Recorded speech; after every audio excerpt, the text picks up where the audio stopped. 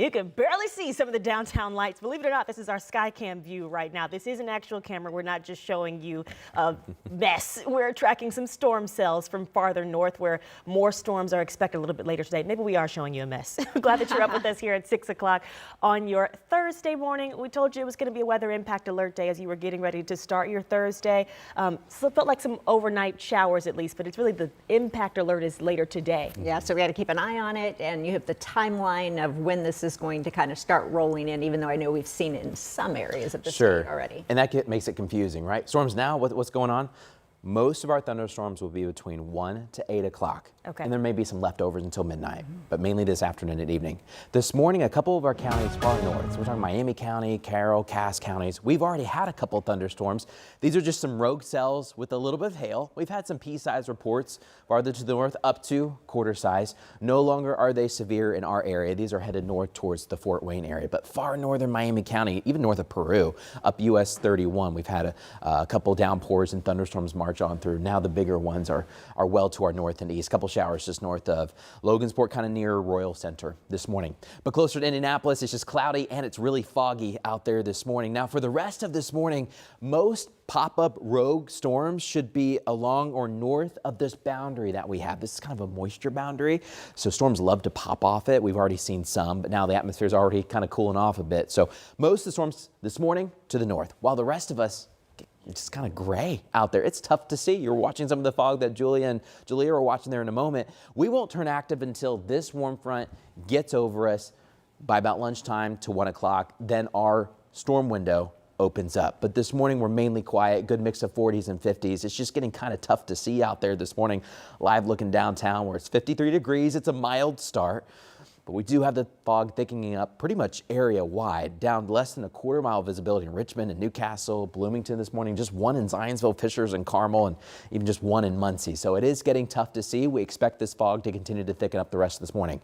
Rain chances for most of us stay really low this morning. It's later this afternoon when the severe threats arrive. Coming up, we'll be talking about the timing of when you may see some thunderstorms, and we'll show you where we think the strongest ones will be. Let's touch on traffic this morning.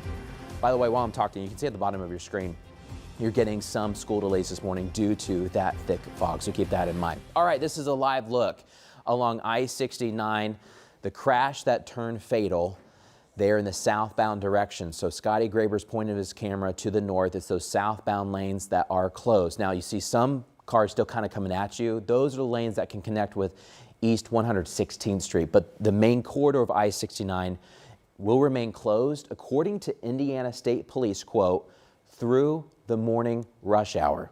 So we're probably going to have this closed for a while. They're doing an investigation on this fatal crash. So please give yourself a little extra time. I just want to show you on the maps where this is. So I-69 southbound lanes are closed. You're going to have to probably get off there, either Hoosier Road, East 126th Street, maybe make your way towards Lantern Road or get back to East 116th Street. But you've got to avoid I-69 right past Cumberland Road. Once again, live look there by that fatal crash that we'll be monitoring all morning long.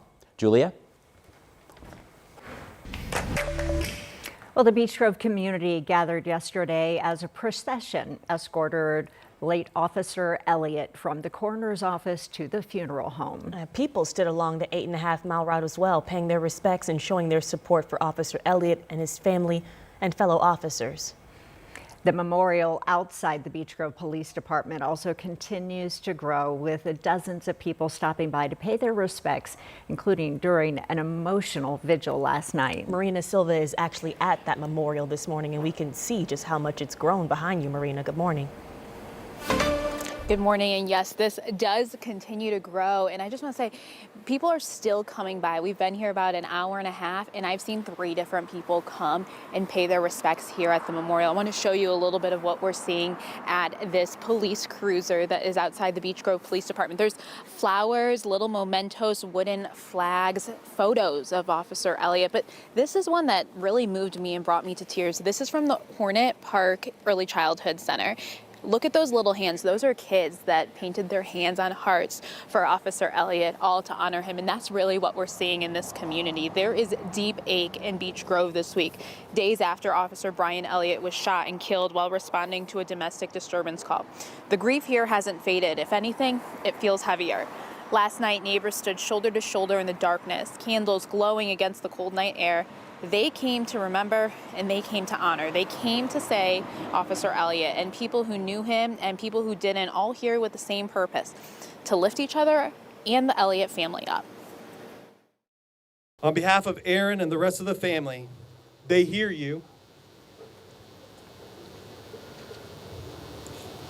They see you. They feel the love and support. Brian was all about lifting other people up and helping them. While there's grief, there is anger, and that anger towards the suspect. He's still in the Marion County Jail. He has not been formally charged just yet. We're watching for those. Those charges could come as early as today. Now, as this community prepares to say goodbye, they are honoring him. They moved him yesterday from the Marion County Coroner's Office to a funeral home on the south side, and this continues to grow. We do know that the Beech Grove School District is having a blue out today. They're asking teachers, staff, and children all to wear blue to honor Officer Elliot as this community prepares to say goodbye. All right, thank you, Marina. And our coverage of Officer Elliott's life service and sacrifice continues for you online right now. There you can find any developments in this investigation and information how you can support the Elliot family. You'll find that all at WTHR.com.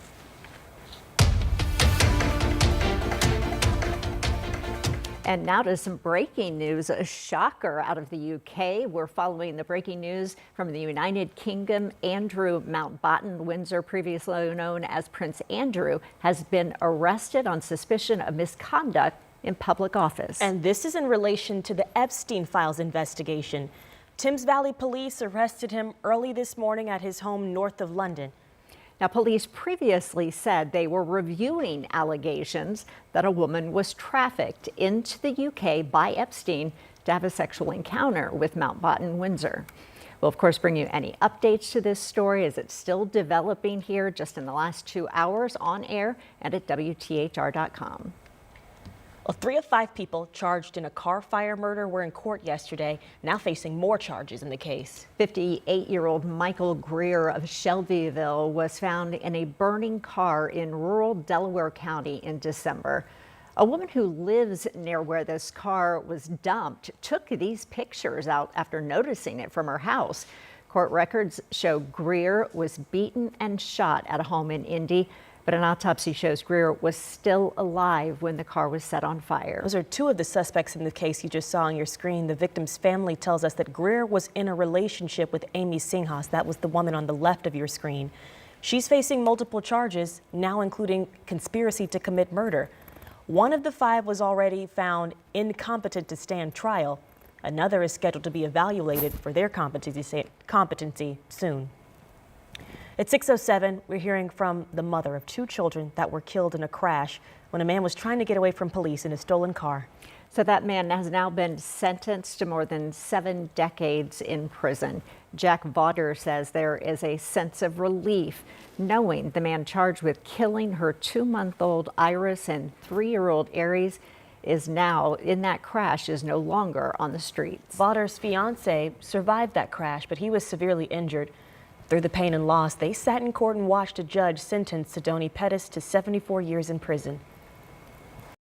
We're really happy with how trial went. It's just felt so difficult because we did all the things and now we have to put it in the past, and that just doesn't even feel real.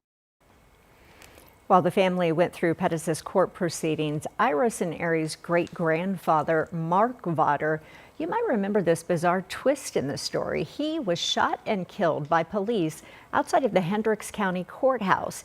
State police say he was outside of the courthouse and fired at least 1 shot towards inmates arriving in a transport van on a day Pettis was originally scheduled to be in court.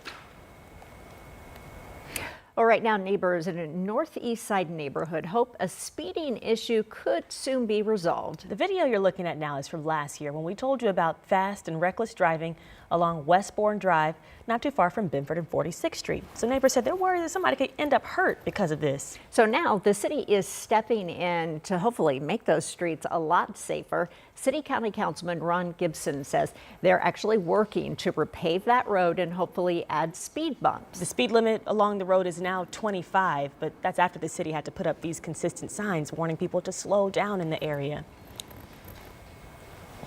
And this morning, several teens are in police custody. This is after officers say they found guns and drugs inside of their car. Take a look. The Hamilton County Sheriff's Office says police pulled over a car with 5 teens inside, and this is some of what they found. These handguns along with marijuana. 4 out of the 5 teens were taken into custody. We know 3 of them were under 18. Police say one of the guns was even illegally modified with a switch to turn it into a fully automatic weapon.